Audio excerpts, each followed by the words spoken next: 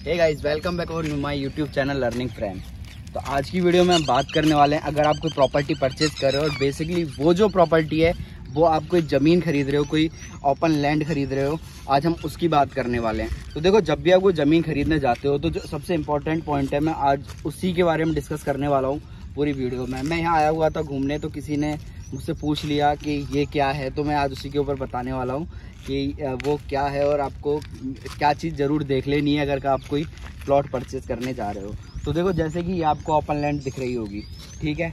अभी मानो मुझे इस ओपन लैंड में कोई प्लॉट परचेज करना है, तो प्लॉट परचेज करने से पहले मैं किसी के साथ भी, बिल्डर के साथ विजिट पे आया था और उसने मुझे बोल दिया कि आपकी प्रॉपर्टी ये है, आपका प्लॉट ये है, ठीक है।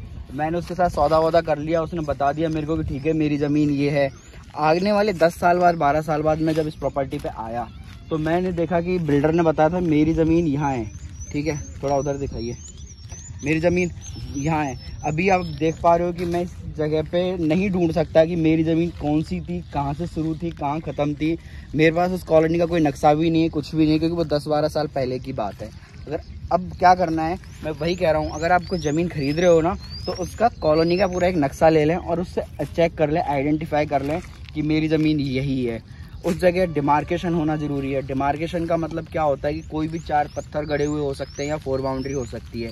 हो सकता है बिल्डर आपको ना करके दे, लेकिन उसने आपको आपकी जगह बता दी है, आपने उस कॉलोनी के नक्शे से उसको आइडेंटिफाई कर लिया है। तो ये सब होने के बाद में आप उसका डिमार्केशन करवाएं।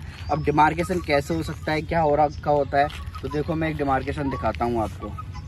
तो ये जो आपको दिख रहा है, ये इस तरह का डिमार्केशन होता है, जिससे कोई भी बिल्डर है वो अपनी स्कीम को दिखाता है कि मेरी स्कीम इस जगह से शुरू है।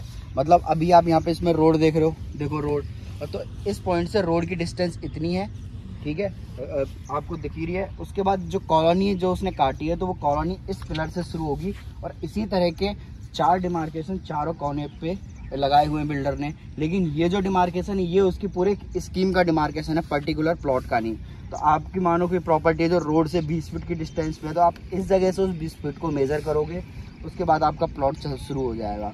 उसी तरह से जब आप प्रॉपर्टी परचेज कर लोगे, तो इसी तरह के आपको डिमार्केशन अपने प्लॉट के चारों कॉर्नर्स पे बनवा लेने।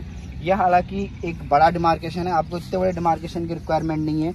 अब इतना ही 1 फीट, अगर 1 फीट का भी कोई पिलर गाड़ देते हो, तो उससे भी आपकी प्रॉपर्टी आपको इजीली आइडेंटिफाई हो जाएगी। और डिमार्केशन इस तरह से रखें कि आने वाले 10 साल 15 साल में भी आप अपनी प्रॉपर्टी को पहचान पाएँ, ठीक है।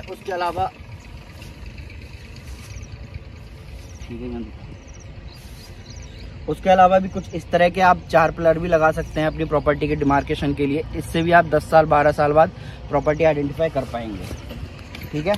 तो ये चीज़ ज़रूर करें अगर आप प्रॉपर्टी परचेज कर रहे हो। वीडियो पसंद आई हो तो लाइक करें। Thank you.